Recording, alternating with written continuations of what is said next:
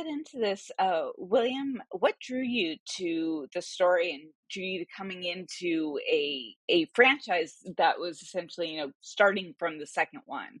Well, I was a fan of the first one already, like kind of a super fan of the first one, and I'd studied it. I'd become kind of a student of the movie in a way, and and then it was a script. They gave me the script, and I was, suspect that it would be good enough and live up to the original. The original had such a great twist, among other things, and the script totally delivered, and I was surprised. And then the next question was, like, how could we ever, like, how do we bring back Isabelle into this character? Because who could ever fill her shoes? So that became kind of the big question, because she so specifically was amazing as a child, when she did the original film. And Isabel, you were an actual child the first time you played Esther, and now you're coming back and you're an actual adult. So, can you talk a little bit about how it was different to return to the role as an adult? Yeah, I think it definitely rounded out, the character a lot more. I mean, when I was a kid, I remember I did so much research on, body language of adults and watched my mom and her friends and Vera on set and just was trying to kind of get into the mindset of like, what is it exactly that women kind of, how do they hold themselves? How are they? And now being an adult, it was like the opposite. I was sitting there watching Kennedy and Sadie, who were my body doubles every single day, and just being like, how do I take some of this childlike quality that they have, this bounciness that I had when I was a kid, and bring it back into this character? Because, in a sense, you know, through my head, I'm thinking, oh, it's so much easier this time around because I'm not a kid pretending to be an adult who's passing herself off as a kid. I'm just an adult having to play another a kid. But I really felt like my experience this time around mirrored that of Lena's experience, trying to fit herself back into this family, trying to become Esther. I really felt like it was a discovery, and every single day I was learning things from Brent. I was learning things from Sadie and Kennedy. I was learning things from my old script and the notes that I had made when I was 10. But I really felt like confident in the fact that I could do it. I could step back into her shoes and like recreate this character.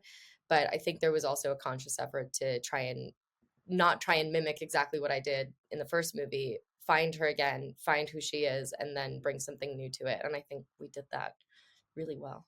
William, I know that there was some talk about not bringing Isabel back to play Esther, and you fought for her. Can you talk a little bit about what the reasoning behind not bringing her back would have been? And just like, I personally can't see anybody playing Esther, and it seems ridiculous, but No, I hear you. And I think at first, just because so much time had gone by, I had no idea if she ever, if she would have been like, "You're crazy. I'm not going to pretend to be a kid in the movie." Like, she may have said that if I would have asked her directly.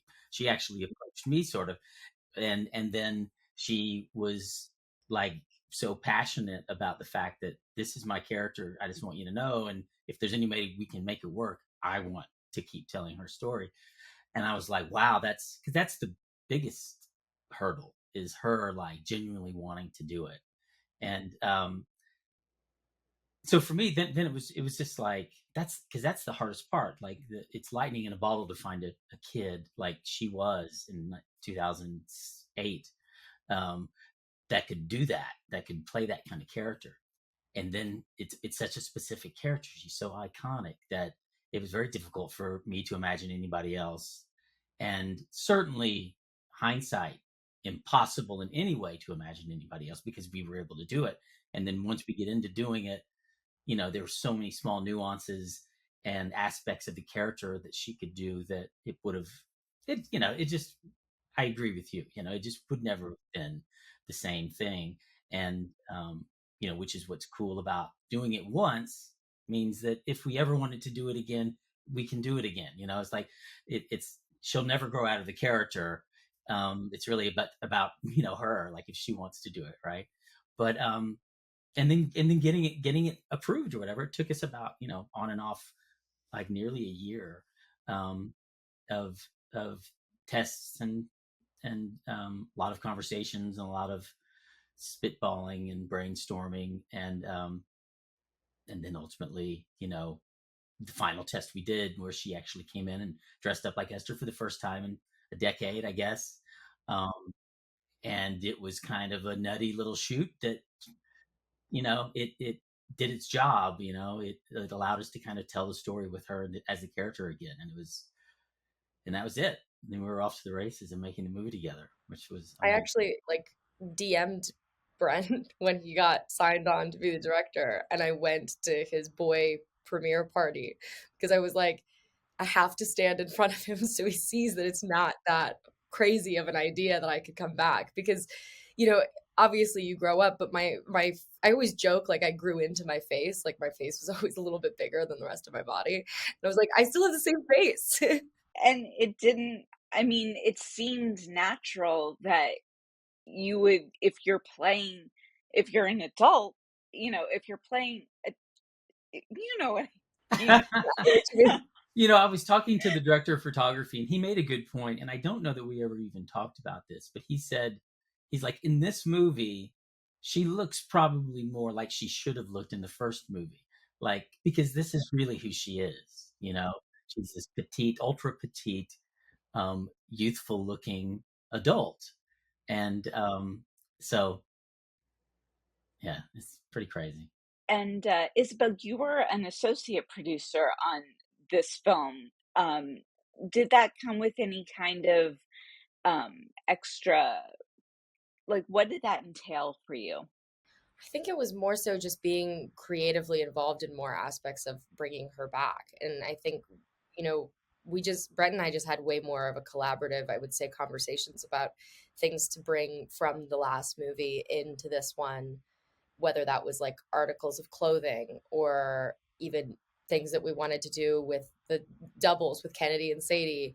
It was more like I got to be creatively involved in not just, the creation of this character, but like how do we create something new and fresh together? And I've never played that role before. Being an associate producer, it was definitely like learning every single day. But I just felt like I was involved in the movie from the very beginning, in the sense that I had talked to David Leslie Johnson, our executive producer, before the movie even kind of got put together. And it was a conversation of whether or not I could come back and play Esther, how I could creatively be involved as a consultant, things like that.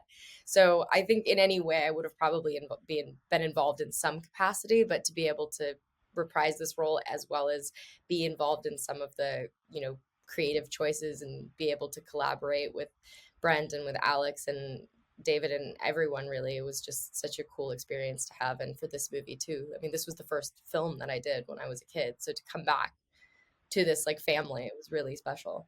And I'll tell you, for me, in that respect, once we started really working together, and then there were questions in the script that I was like, I'm not sure if I would just ask her. I would go, what do you think? What would Esther do? And you would, Isabel would be like, no way, I would never do that. Or I would never say that. Great. Okay. And then watching her with the doubles, it's like, I would kind of direct Isabel in what the scene was. We'd work on that. And then when the doubles came in, I'd step back and she would direct the doubles. And, because they had to do exactly what she was doing. And so it was very cool to watch. And Brent, you're kind of known as a horror director. What is it about the genre that draws you to it? I think it's so creative. We get a fair amount of freedom to do what we want to do in different ways. And I mean, Stephen King said we create horrors to help us deal with the real ones, and I've always really liked that quote. So with a horror film, you can sometimes sneak in really great social commentary, or dealing with certain problems in your own life or others through the story, when it's all wrapped up in a fun, sometimes bloody ride. But it's still like a great forum to tell great stories with great characters, and like this is a perfect example of that. There is some reality to this one. I mean, Yeah. which is what's even crazier. Yeah. Is there really? Have you like heard about a case of a woman pretending to be Yeah, a yeah. little Oh girl? yeah. that was kind of what spawned the, like, I guess, taking the script out again. I mean, they had written the script for this prequel a year or two before, and then I sat down with David Leslie Johnson just to have a coffee and was like, "Have you ever thought of making a prequel?" And or a sequel? He was like, "Actually, we have a prequel." And he sent me the script, and it was around the time that there was this huge story on Dr. Phil about this family that had adopted a child, and then they thought that she was an adult and she had threatened to kill them, so they bought her an apartment and just like left her. And I haven't looked it up, and I probably should, but the ending to that story, but it was everywhere. Everyone was talking about Orphan. And that was kind of, I told David, I was like, you have to take the script out now, because I've never had more people in my life message me about the movie than right now. And really, it kind of like, everything really ramped up, came together. Brent came on in 2019. Like, that all happened in the time span of like a month or two. And then COVID Wow. hit, and then it was like, how do we make this work? And now here we are. So there is some reality to it. Definitely. Yeah, there are several stories like this out there. Yeah, and there's one, Hulu just picked up a whole TV show about it. There was what's it called? There was a story when we were filming the original. I mean, there is something to be said about life imitating art. Wow. That's crazy. I don't know that she goes and systematically kills the family one by one, that kind of thing in the real world stories. I'm not sure though. But No, definitely, I think it's different. It's totally, we've got also an element of romance, I would say, kind of. yeah. Well, what are you guys working on? What do you have coming up? Oh gosh, I've done a bunch of things. I have a movie called Shiro's that actually Paramount is going to be putting out. I don't know when, but soon. And then it's like an action comedy movie, totally different from this. I actually get to be funny in it. And then I just did a sci-fi film as well called Little Mouth with Josh Hutcherson, which is the first time I worked with him since I did Hunger Games. And I also did a film with Don Johnson earlier this year, and Andy Tennant directed it. So I I'm working. I'm having a great time. I'm really lucky. So thank you, Esther, for coming back to my life. And I'm just finishing up a movie I shot in London called Lord of Misrule, which is like a pagan horror film. And we're locking picture like next week, or we're finalizing color and sound next week. So, I'm ready for that. I'm ready to wrap that up.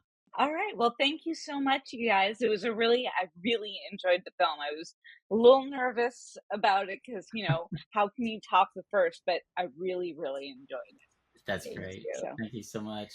Thank you Thank so you. much.